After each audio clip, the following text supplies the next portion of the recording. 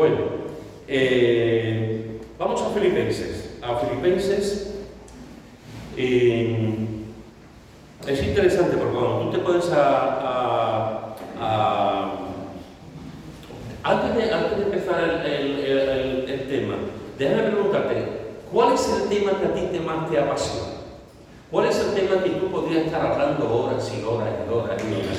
Algunos el tema que más le apasiona es la comida.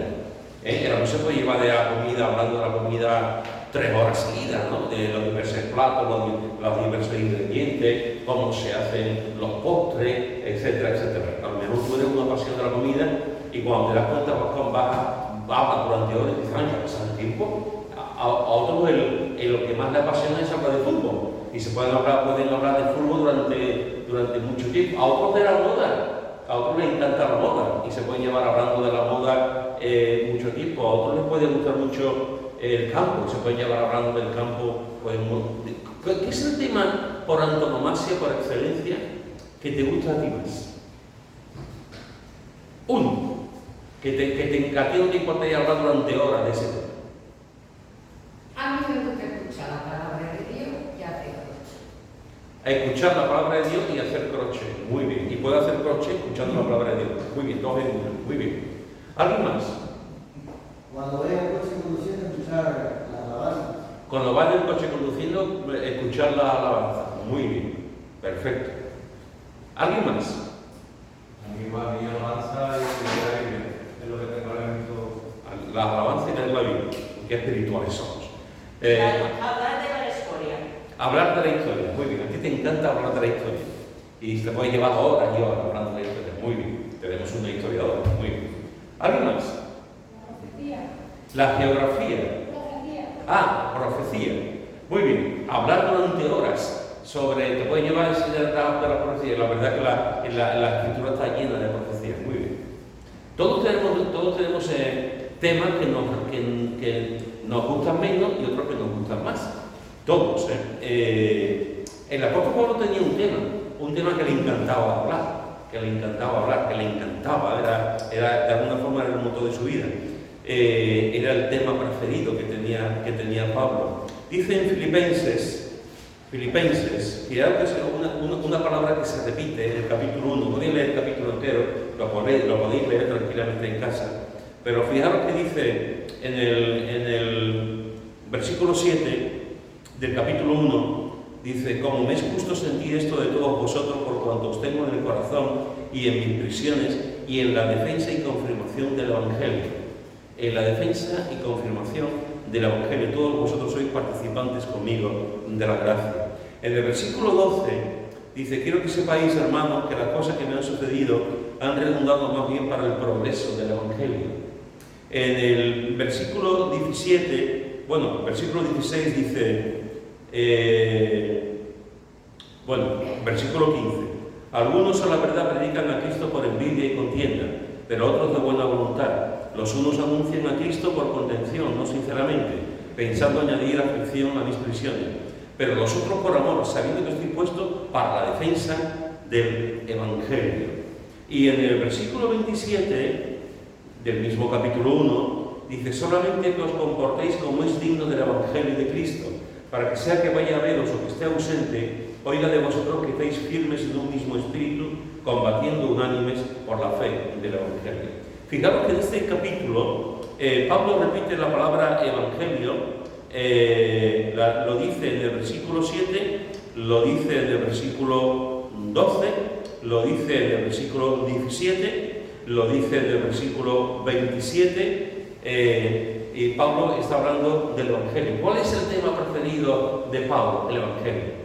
El Evangelio. Pablo se podía llevar horas y horas hablando, de hecho es lo que hacía. Cuando Pablo iba, ¿cuál era el método evangelístico de Pablo, sobre todo con los judíos? Pues el método evangelístico de Pablo era que llegaba a las sinagogas, en la sinagoga abría las escrituras del Antiguo Testamento y a través de esa escritura predicaba el Evangelio y anunciaba a Cristo, anunciando el Evangelio a los judíos que se juntaban en la sinagoga. Ese era su tema preferido. Si Pablo estuviese aquí ahora y yo hubiese hecho esa pregunta, ¿qué tema te llevarías horas y horas y horas? Estoy seguro que Pablo hubiese dicho del Evangelio. Me puedo llevar horas y horas y horas hablando del Evangelio Evangelio, escuchando del Evangelio. Aquí Pablo está haciendo un canto al Evangelio. Como todos sabéis, la palabra Evangelio es una palabra muy feliz, es una palabra de origen griego que realmente significa buenas noticias, buenas noticias. Cuando hablamos del Evangelio estamos hablando de buenas noticias. Cuando anunciamos el Evangelio estamos hablando de las buenas noticias que van a cambiar el corazón del ser humano, que van a transformar el corazón del ser humano. Por eso vino Cristo, el dador de las buenas noticias, la buena noticia personificada, que nos da paz, nos da amor, nos limpia de pecado, nos da la seguridad de la salvación, etcétera, etcétera, etcétera. Y Pablo está hablando de eso, del Evangelio, de lo que él más ama, de lo que él más quiere. Hermanos, no olvidemos alguna cosita en cuanto al Evangelio. El Evangelio es, si podemos expresarlo de alguna forma, el Evangelio es la gracia de Dios que nos permite llegar a Cristo, nos permite ser salvos porque Él nos da la gracia para creer. El Evangelio es la pura gracia de Dios, la pura gracia de Dios. El mundo le dio la espalda a Dios, el ser humano le dio la espalda a Dios, el pecador le dio la espalda a Dios, y sin embargo, por gracia, por un favor inmerecido, por la pura misericordia del Señor, que ninguno de nosotros merecemos, por la gracia envió a Jesús, envió a Cristo a morir por nosotros. El Evangelio es la gracia. De hecho, la gracia es Jesús. La gracia vino y se hizo hombre. Lo dice el Evangelio de Juan. Se personificó. Cuando decimos la gracia es una doctrina, sí. La gracia es una enseñanza, sí. La gracia es el norte de la Biblia que nos apunta hacia la eternidad, sí. Por la gracia podemos hacer lo que es trabajar en la obra de Dios, sí. La gracia es todo eso y mucho más. Pero déjame decirte que lo más importante de la gracia es que es Cristo. La gracia no es solamente una doctrina. La gracia no solamente es una enseñanza.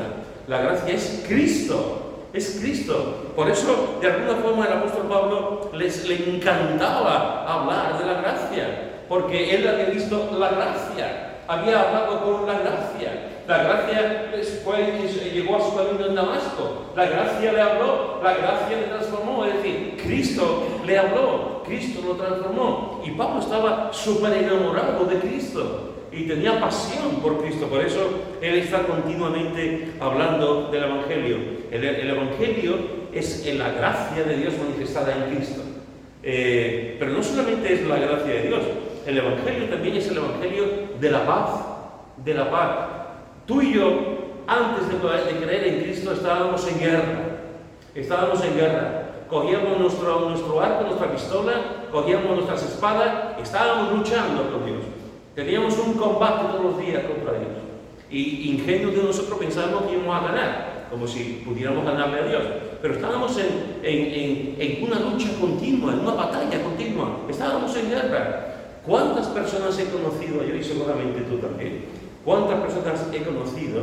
Gente que no podían dormir por las noches, gente que tenían pesadillas, gente que tenían problemas mentales, gente que tenían dificultades a la hora de hablar, personas muy inseguras, matrimonios completamente rotos.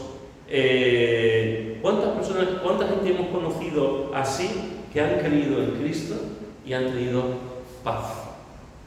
La paz. La Biblia nos habla de la paz. La Biblia nos dice otra vez, si es que la Biblia es tan rica, la gracia no solamente es Cristo, sino que también la paz es Cristo.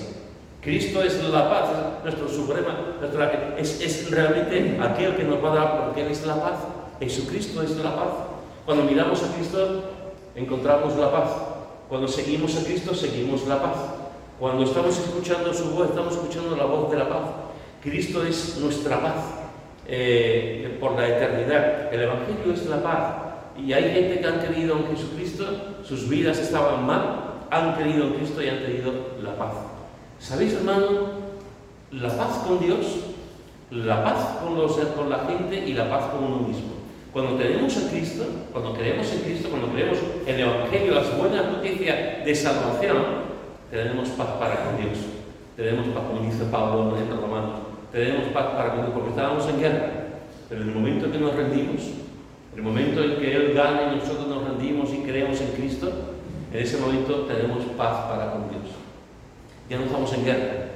No hace falta tomarse muchas pastillas para dormir, no hace falta tomarse muchas pastillas para hablar con la gente, porque Cristo nos da de su paz. Mi paz os doy, mi paz os dejo.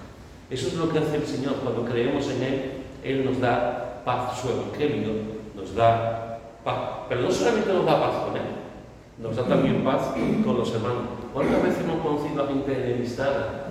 ¿Cuántas veces hemos visto a personas peleadas con los vecinos, peleadas entre los compañeros de trabajo? Los hermanos, tanto de sangre como de la iglesia, que a veces nos peleamos y estamos enfadados y nos separamos en vez de juntarnos. Y el Evangelio nos trae paz. Nos trae paz entre los hermanos, entre la gente, entre la familia.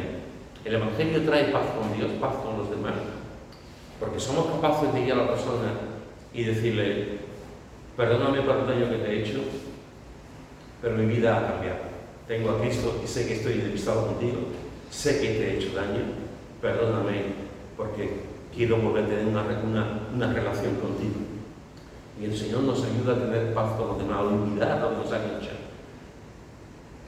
a mirar hacia adelante, no importa el daño, porque no tenemos enemigos, los creyentes no tenemos enemigos, tenemos 3 enemigos, pero no tenemos enemigo con los seres humanos. Tenemos el enemigo del diablo, tenemos el enemigo de nuestra propia carne y tenemos el enemigo del mundo. Pero no tenemos lucha contra carne y sangre, tenemos lucha contra el diablo, contra las huestes de maldad. Y lo que hace el Evangelio es que nos trae paz. Hay gente que está siempre en una guerra continua en su interior, batallas completas en su interior. Y cuando creen en Cristo, no solamente tienen paz ellos mismos, paz con Dios, sino paz con los demás y la paz con uno mismo. Alguien dijo una vez: el peor enemigo que yo conozco soy yo. El peor enemigo que yo conozco soy yo mismo. Nosotros estamos muchas veces, miramos a los demás, perdonamos a los demás, abrazamos a los demás, pero a veces nos cuesta abrazarnos a nosotros mismos. A veces nos cuesta perdonarnos a nosotros mismos. A veces nos cuesta darnos una oportunidad a nosotros mismos. A veces somos demasiado magnánimos con los demás, somos muy nobles con los demás, ayudamos a los demás, pero nos cuesta trabajo perdonarnos a nosotros mismos, nos cuesta trabajo seguir adelante, nos machaca algo que hicimos en el pasado, nos machaca algo que no hicimos bien, y estamos ahí, y sabemos que el Señor nos perdona, pero no conseguimos, no sabemos, no tenemos la paz. Y cuando eso ocurre, cuando el Evangelio entra en nuestras vidas, tenemos que entender que nuestro pasado también es perdonado. Tenemos que entender que los errores y pecados del pasado, el Señor lo ha perdonado. Y el Evangelio trae también esa paz. El Evangelio trae la gracia de Dios, el Evangelio trae paz con Dios, paz con los hombres y paz con uno mismo. Y no olvides una cosa también. Pablo lo sabía muy bien. El Evangelio es poder de Dios, el Evangelio es poder de Dios, es dinamita de Dios. La palabra que se traduce es dinamita. Para el judío es verdad, pero para los gentiles también. Es dinamita. Tú coges el Evangelio, es como si cogiera una dinamita creada por Nobel, el que fue quien lo inventó, y coge la dinamita y hace así, ¡bomba! Y tira la dinamita a algún sitio. Y estás explotando la palabra de Dios, el Evangelio. El Evangelio es poder, me encanta porque la Escritura nos dice que la predicación es poder de Dios y que la predicación es locura a los que se pierden y la predicación es anunciar la cruz de Cristo. Y cuando nosotros predicamos el Evangelio, cuando te pones en un sitio, en una plaza, en la iglesia, cuando hablas con un vecino y predicas el Evangelio, estás predicando y estás llevando la dinamita de Dios, porque el Evangelio es poder. ¿Tú quieres vida transformada? Predica el Evangelio. ¿Tú quieres poder? Predica el Evangelio. ¿Tú quieres que haya personas que conozcan a Cristo? Predica el Evangelio. Porque Cristo, el Evangelio es poder de Dios. Y Pablo lo sabía. El Evangelio es poder de Dios. No la psicología, no las emociones humanas, no la inteligencia, sino el Evangelio. Así que fijaros que Pablo, aquí, su tema favorito, su tema que se puede llevar muchísimas horas hablando, era el Evangelio. Y te he dicho esta tarde que el Evangelio nos trae la gracia de Dios, que el Evangelio nos trae la paz de Dios y que el Evangelio es poder de Dios para salvación. Este es el tema de Pablo. Este es el tema que tenemos que seguir hoy día, el Evangelio, el Evangelio, el Evangelio, el Evangelio, el Evangelio, el Evangelio, el Evangelio. Persistamos en predicar las buenas noticias. Vivamos el Evangelio continuamente. Que ese sea nuestro tema favorito, el Evangelio. Pero además, Pablo tenía otra cosa que también le encantaba y que dedicó toda su vida de conocer a Cristo, dedicó toda su vida a eso. Mira lo que dice en el capítulo 2, versículo 30. Capítulo 2 de Filipenses, versículo 30.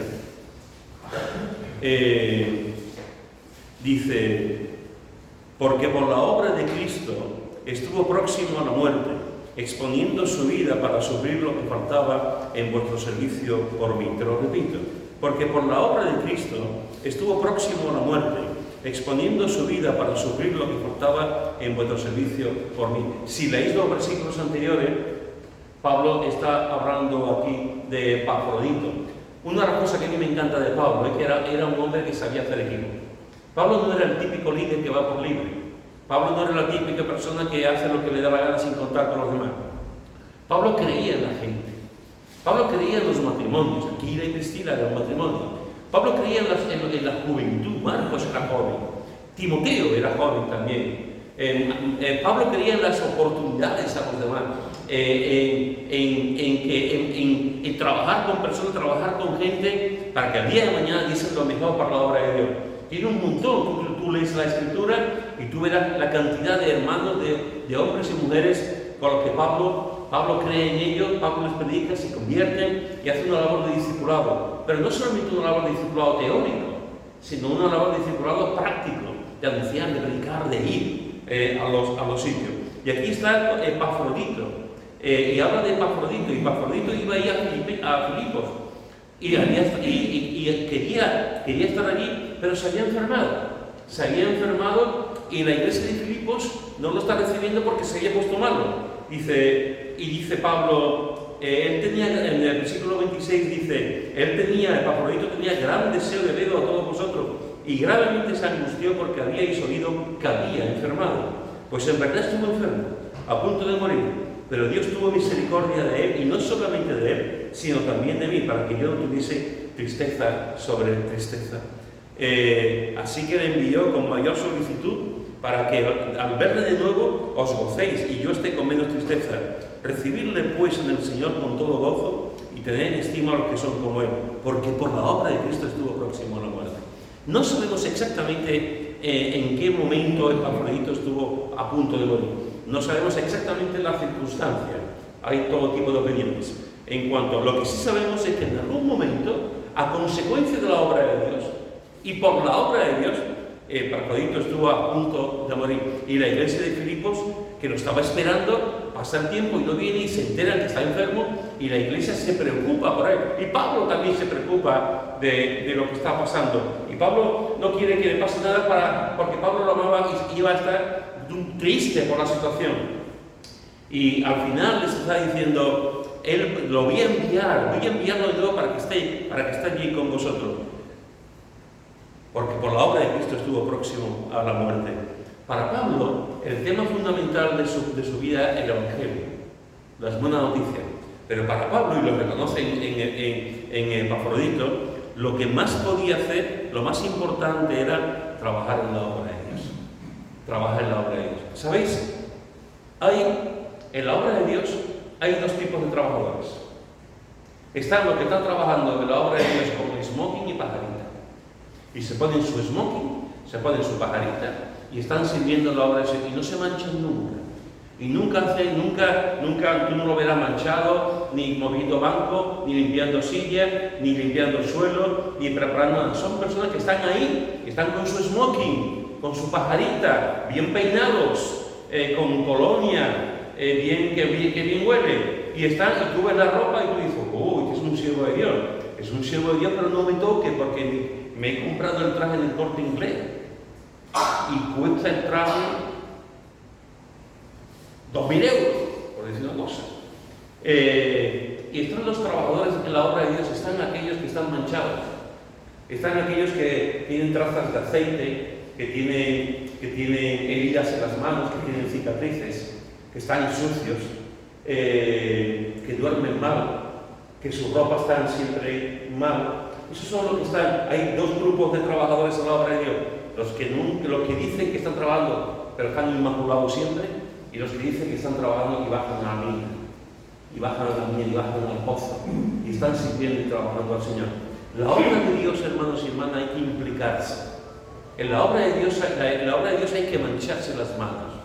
En la obra de Dios tenemos que trabajar y desgastarnos por completo. El apóstol Pablo se desgastaba, y cuanto más se desgastaba, más se rejuvenecía por dentro. Pero se desgastaba en el trabajo para el Señor. Lo más importante que tenemos, hermanos, en esta vida es que cuando llegue tu turno, ¿qué hemos hecho con lo que Dios nos ha dado? ¿Qué hemos hecho con la vida que Dios nos ha dado? ¿Qué hemos hecho con el llamamiento que Dios nos ha dado? ¿Qué hemos hecho con los dones que Dios nos ha dado? ¿Qué hemos hecho con la inteligencia que Dios nos ha dado? ¿Qué hemos hecho con el dinero que Dios nos ha dado? ¿Qué hemos hecho con la familia que Dios nos ha dado? En definitiva, hermanos y hermanas, ¿qué hemos hecho en la obra de Dios? ¿Qué hemos hecho en la obra de Dios? ¿Qué estamos haciendo en la obra de Dios? Para Pablo, y lo reconocen en Epafrodito estuvo a punto de morir por la obra de Cristo. Por la obra de Cristo. Pablo estuvo en la cárcel por la obra de Cristo. Silas estuvo en la cárcel por la obra de Cristo. Pablo estuvo a punto de morir por la obra de Cristo. Cuando vamos a las Escrituras vemos continuamente hombres y mujeres que lo pasaron mal. Todos los discípulos, menos Juan, todos los discípulos murieron como mártires, menos el evangelista Juan. Todos murieron como mártires, y Juan murió el día de mañana. Todos murieron como mártires. Y el Señor les dijo: venid y seguidme. Y el Señor sabía lo que iba a ocurrir con ellos, pero se desgastaron en la obra, trabajaron en la obra. En la obra de Dios es la mejor obra que tenemos. Los campos están blancos, los campos están preparados, los campos están para que alguien vaya y recoja lo que hay allí, pero no vamos, no trabajamos, nos quedamos en el banco, nos quedamos en casa, nos conformamos con alguna lectura, nos conformamos con algún culto, nos conformamos con alguna ofrenda, pero como creyentes, como hijos de Dios, hermanos, tenemos que trabajar en la obra de Dios, trabajar y desgastarnos y sudar y sangrar por la obra de Dios. Fijaros que él mismo dice: recibirle a él, a Epafrodito, recibirle pues en el Señor con todo gozo. Y fijaros que dice: y tener en estima a los que son como él, y tener estima a los que se dejan la piel, y tener estima a los que están trabajando, y tener estima a aquellos que están sirviendo al Señor. He conocido a hombres y mujeres que yo me quito el sombrero delante de ellos y les hago una reverencia. Hombres y mujeres que se dejan el alma y la piel y el corazón sirviendo al Señor. Lo hacían con 20 años y lo hacen con 80, sirviendo, desgastándose, trabajando para la mejor obra que hay, para el mejor trabajo que hay, la obra de Dios, el servicio de Dios.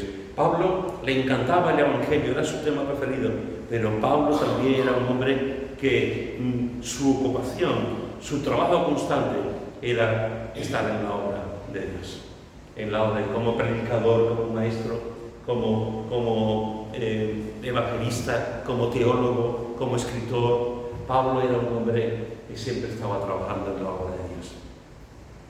Necesitamos hombres y mujeres así, hombres y mujeres que trabajen en la obra de Dios, que no se conformen con un domingo por la tarde y ya está. Hombres y mujeres que compartan, que luchen, que se dejen la piel, que como Pablo decía: llevo en mi cuerpo las cicatrices del Señor Jesús. Que realmente, hermanos y hermanas, podamos ser hombres ocupados en la obra de Dios. De verdad, es la obra más maravillosa que hay, es la obra más preciosa que hay. Algunos de vosotros tenéis un trabajo magnífico, y yo os envidio de alguna manera. Algunos de vosotros tenéis un trabajo precioso, pero como el trabajo de Dios, como trabajar en la obra de Dios, no hay nada, absolutamente nada. Y yo te animo en esta tarde a que no solamente el Evangelio sea tu tema favorito, sino que además estés ocupado en la predicación del Evangelio, y que estés ocupado en el trabajo, en la iglesia, sirviendo al Señor en donde quiera que estés. Pero no solamente Pablo vemos aquí en Filipenses que su tema, el Evangelio de Cristo era su tema favorito, ni reconocer que lo más importante es la obra de Dios, sino también hay algo muy importante en Pablo, que era lo que vamos a ver en el capítulo 3, versículo 8. Capítulo 3, versículo 8, que dice: y ciertamente aún estimo todas las cosas como pérdida por la excelencia del conocimiento de Cristo Jesús mi Señor, por amor del cual lo he perdido todo y lo tengo por basura para ganar a Cristo. Su tema es el Evangelio, su ocupación es la obra de Cristo, su estudio es el conocimiento de Cristo. El estudio más apasionante que Pablo podía hacer, ahora lo dice aquí: ciertamente aún estimo todas las cosas como pérdida por la excelencia del conocimiento de Cristo. Del conocimiento de Cristo. Te puedes llevar toda la vida estudiando a Cristo, te puedes llevar toda la vida estudiando a Jesús, te puedes llevar toda la vida y nunca acabarás de entenderlo, nunca acabarás de aprender, porque el conocimiento de Cristo es infinito. Y aquel hombre que conoció a Cristo, ese Pablo, que conocía la ley como el mejor que era el fariseo, era muy importante, criado por los pies de Gamaliel, con un conocimiento del Antiguo Testamento impresionante. Él lo cambiaba todo ese conocimiento que él tenía de la ley, cambiaba todo ese conocimiento filosófico que él tenía de todo, y lo cambiaba para conocer a Cristo, lo cambiaba para identificarse con Cristo, por amor de Cristo. Y todo lo que era Pablo, lo tiraba, lo dejaba a la basura. Soy fariseo, a la basura. Soy criado, a la basura. Soy hebreo, a la basura. Tengo este conocimiento, a la basura. Yo mismo me tiro a la basura, porque lo más importante que él tenía era el conocimiento de Cristo, el amor de Cristo. Y para él todo era, lo más importante era el conocimiento de Cristo Jesús mi Señor, por amor del cual lo he perdido todo y lo tengo por basura para ganar a Cristo. Para ganar a Cristo. A la basura lo que yo soy, a la basura mi conocimiento, a la basura mi entendimiento, porque lo más importante es conocer a Cristo. ¿Estás conociendo a Cristo? ¿Pasas tiempo conociendo a Cristo? El estudio más prioritario que hay en tu vida, el estudio más apasionante que hay en tu vida, no son las doctrinas, hermanos, y te lo dice uno que ama la doctrina, te lo dice uno que lleva toda su vida predicando la doctrina, te lo dice uno que cree a pie juntilla todo lo que dice la Escritura, pero la doctrina no es lo más importante, créeme. Lo más importante no son los milagros, y yo creo en los milagros, y creo a pie juntillas en los milagros, y creo que el Señor sigue haciendo milagros, y hasta que venga lo seguirá haciendo milagros. Pero los milagros no solamente es lo más importante. Te lo dice uno que cree en los milagros, pero los milagros no es lo más importante. No te creas que lo más importante es, como te he dicho, parece una contradicción, ¿verdad? Que lo que te he dicho antes es servir, que lo más importante es servir y servir y servir y servir y trabajar. Sí, te lo dice uno que ha intentado, desde que conoció a Cristo, he intentado servirle con todo lo que soy. Y creo que el creyente, hasta que llegue el momento de la partida final, tiene que estar sirviendo y trabajando en la medida que puede, claro, en la medida que la salud le permite, en la medida que los años lo permiten, pero seguir trabajando y sirviendo al Señor. Todas esas cosas están muy bien y hay que hacerlas. Hay que predicar la palabra, hay que creer en la doctrina, creemos en lo sobrenatural, en los milagros, en las cosas que Dios hace. Pero déjame decirte que lo más importante de todo esto no es eso.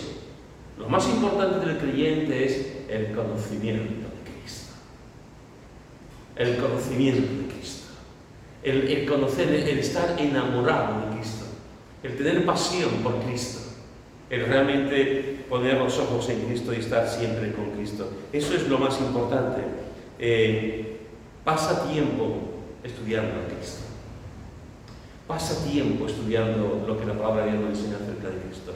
No te pongas ahora que si Cristo va a venir antes de la tribulación, que si va a venir después de la tribulación, que si vamos a meternos en 3 años y medio de tribulación y después nos va a rescatar, que si hay 2 venidas, que si hay un rapto, que si... No pierdas el tiempo. No pierdas el tiempo. No que unos son salvos y otros no, que el Señor hace que unos sean salvos y los otros no, que unos pierden la salvación y los otros no pierdas el tiempo. Yo en ese tipo de cosas yo no estoy ni un minuto, yo me salgo, que jueguen otro. Yo no quiero jugar en eso. Yo a mi edad y con el tiempo que yo conozco al Señor, yo no estoy interesado en esos temas. Yo lo que estoy interesado es en Cristo. En Cristo. En Cristo. Conocerlo, amarlo, adorarlo, tirarme al suelo por Él, seguir trabajando en lo que soy, en lo como soy, y seguir haciendo lo mejor que puedo para su obra. Ama a Cristo, obedece a Cristo, mira a Cristo, escucha a Cristo, camina por Cristo. Conoce a Cristo. Y para conocer a Cristo tienes que hablar con Él. Y para conocer a Cristo tienes que escucharlo. Y para conocer a Cristo tienes que meterte en la Escritura y ver todo lo que se habla de Cristo, desde el cordero que vemos en Génesis, como el Señor mató un cordero y lo puso en la piel de Adán y Eva cuando estaban desnudos. Desde ese cordero que anuncia a Cristo, el sacrificio de Cristo, hasta Apocalipsis que hemos leído hace un rato. Cristo conoce a Cristo porque es lo más apasionante que puedes tener, el estudio más apasionante, Cristo. Así que fíjate que en esta tarde te he dicho 3 cosas que Pablo en el libro de Filipenses nos dice. Su tema favorito, el Evangelio. Su ocupación más importante, la obra de Dios. Su estudio por encima de cualquier otro. Su anhelo, su deseo, el estudio de Cristo, el conocimiento de Cristo. Y lo último que te voy a decir esta tarde, también, como dice el apóstol Pablo, es capítulo 4, versículo 13, un texto que todos conocéis. Capítulo 4, versículo 13. Todo lo puedo en Cristo que me fortalece. Todo lo puedo en Cristo que me fortalece. Este es un texto que normalmente siempre se dice, ojo, y yo lo digo también. Este es un texto que normalmente se dice en cualquier tipo de situación. Estoy mal, todo lo puedo en Cristo que me fortalece. Estoy abatido, todo lo puedo en Cristo que me fortalece. Estoy triste, todo lo puedo en Cristo que me fortalece. En todo ese tipo de cosas es cierto, pero ese texto lo que está diciendo aquí realmente es que en cualquier situación económica que Pablo estaba viviendo, todo lo puedo en Cristo que me fortalece. Ese es el contexto. Pablo estaba preparado para tener comida y para no tener comida, para padecer necesidad y para tener abundancia. Independientemente de que tuviese dinero para seguir o no tuviese dinero, independientemente de que tuviese comida o no tuviese comida, Pablo decía, todo lo puedo en Cristo que me fortalece. Pero podemos, por supuesto que podemos llevar este versículo a nuestra vida todos los días. ¿Cuántos creyentes en momentos muy complicados, hermano y hermana, han dicho, todo lo puedo en Cristo que me fortalece? ¿Cuánta gente llorando ha dicho, todo lo puedo en Cristo que me fortalece? ¿Cuántas personas abatidas han dicho, todo lo puedo en Cristo que me fortalece? Porque en realidad eso es lo que hace Cristo. Nos fortalece en medio de situaciones económicas, cuando las cosas nos dan, cuando la economía nos da un golpe y tenemos un trabajo enganchado, o tenemos una empresa que se ha venido abajo, o tenemos un proyecto para hacer algo y hemos gastado dinero y no hemos podido hacerlo. Todo lo puedo en Cristo que nos fortalece. O ponemos una tienda y nos va súper bien, ganamos mucho dinero. Todo lo puedo en Cristo que nos fortalece. No solamente Cristo nos fortalece en la economía, en el dinero, y tenemos que aprender a vivir con abundancia y sin abundancia. Es que todo lo puedo en Cristo que me fortalece cuando estás mal. Cuando estás mal. Cuando estás mal. Cuando las cosas se ven negras. Cuando tú no ves nada bueno. Y tú lo único que te queda es decir, todo lo puedo en Cristo que me fortalece. ¿Cuántas oraciones, cuántos creyentes, cuántos hijos de Dios han hecho esta oración en momentos muy complicados en su vida? Y han visto la mano de Dios, y como Dios les ha respondido, les ha animado. Todo lo puedo en Cristo que me fortalece. Eso es lo que hace Pablo. Pablo sabía que su autoridad, la autoridad que él tenía, era el poder de Dios. Todo lo puedo en Cristo. Fijaros que dice, es interesante porque dice, todo lo puedo en Cristo. No dice, todo lo puedo en mí. Eso nos lo enseña la psicología. La psicología y los libros de autoayuda y las conferencias de autoayuda nos dicen, confía en ti. Nos dicen, ámate tú, porque si no te amas tú, ¿quién te va a amar? Nos dicen, abrázate, piensa en ti, cómprate el mejor coche, disfruta de la cosa. El canto de hoy, lo que nos dice hoy la gente, lo que nos dice el mundo es, ámate, ámate, ámate. Disfruta de ti. Y lo que nos dice la Escritura es todo lo contrario. La Escritura no nos dice, mírate a ti, la Escritura nos dice, mira a Cristo. La Escritura nos dice, no, tú no tienes el poder lo tiene Cristo. La Escritura nos dice que cuando alguien se hunde en el mar, como Pedro, lo que tenemos que decir es, Señor, sálvame. Señor, no voy a hacer un curso de autoayuda, no, Señor, sálvame, sálvame. Es lo que tiene que, como decía también el ladrón, Señor, acuérdate de mí cuando venga en tu reino. Acuérdate de mí cuando venga en tu reino. Y el Señor se acordó. El tema, lo que realmente vemos aquí también en el apóstol Pablo, como en tantos otros hijos de Dios, y la vida cristiana y la historia de la Iglesia, es que el poder que podamos tener los creyentes, si es que tenemos algún poder, el poder que lo tenemos, el poder que tenemos los creyentes no deriva de nosotros, ni de nuestros dones, ni de nuestro conocimiento, ni nada de nada. El poder que podemos tener es el poder de Cristo. El poder de Cristo. Por eso seguimos, por eso estamos, por eso continuamos, por eso perseveramos, por eso estamos aquí cada día, porque tenemos el poder de Cristo. ¿Qué sería de nosotros sin el poder de Cristo? ¿Qué sería de nosotros?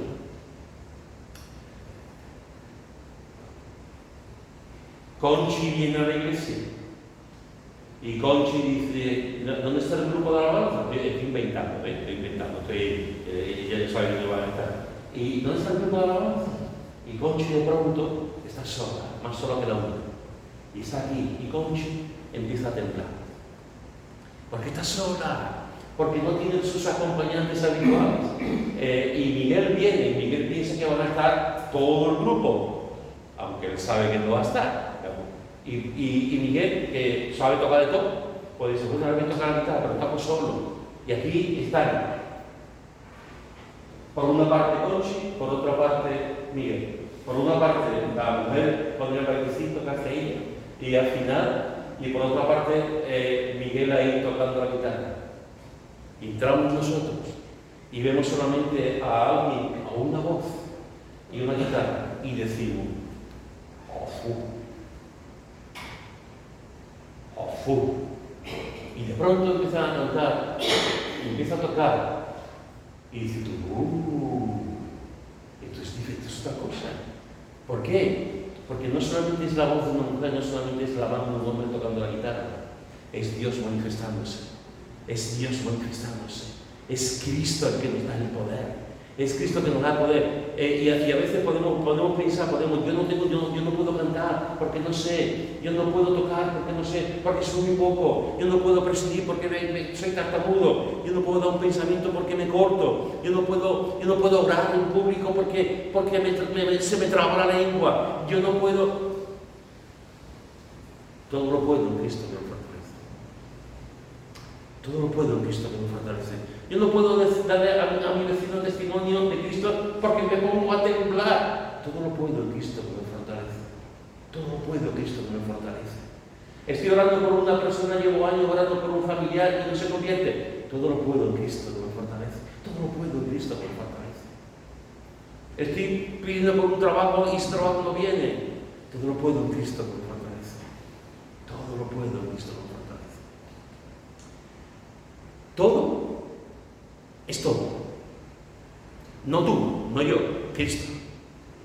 Todo es todo. Cristo me fortalece en medio del mar, en medio del desierto, Cristo en la luna, Cristo me fortalece. Él, Cristo me fortalece. Todo lo puedo en Cristo. Dice, dilo tú en esta tarde para ti en tu corazón, di, yo no puedo, yo no puedo, yo no puedo. Susana, no puedo, pero Cristo me fortalece. Miguel, no puedo, pero Cristo me fortalece. Pepe, no puedo, pero Cristo me fortalece. Lara, no puedo, pero Cristo me fortalece. Y vamos poniendo nuestro nombre y sabemos que en cualquier circunstancia, en cualquier situación, sí podemos seguir adelante. Sí podemos, porque Cristo nos fortalece. Siempre. Todo lo puedo. No tú, no tus capacidades, pero sí Cristo. Todo lo puedo en Cristo que me fortalece. Así que, hermanos y hermanas, en esta tarde, en el libro de Filipenses, te he dicho 4 cosas importantes en la vida de Pablo, en el pensamiento de Pablo. Te he dicho que para Pablo el tema favorito que él tenía de conversación, por lo que él era feliz y iba a todas partes, era el anuncio del Evangelio, predicando el Evangelio, predicando las buenas noticias de salvación. Eso es lo más importante que hacía Pablo, su tema favorito. Te he dicho que su ocupación, y lo ve tanto en esta carta como en el ejemplo que pone Epafrodito, y Epafrodito estuvo a punto de morir por la obra de Cristo. Lo más importante, la ocupación más importante que podemos tener nosotros es la obra de Cristo. Te he dicho que el estudio, el conocimiento más importante que podemos tener aquí, en esta parte de la tierra, esta parte de la vida terrenal, es el conocimiento de Cristo.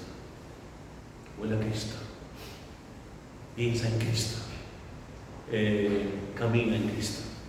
Es el estudio más apasionante que podemos tener los creyentes, Cristo. Y te he dicho que la autoridad más importante que Pablo reconocía era Cristo. Cristo. No los hombres, que también lo reconocían, no las personas, que también lo reconocían. La autoridad más importante era Cristo. Todo lo puedo en Cristo que me fortalece. Amén. Amén. Si algún hermano o alguna hermana quiere orar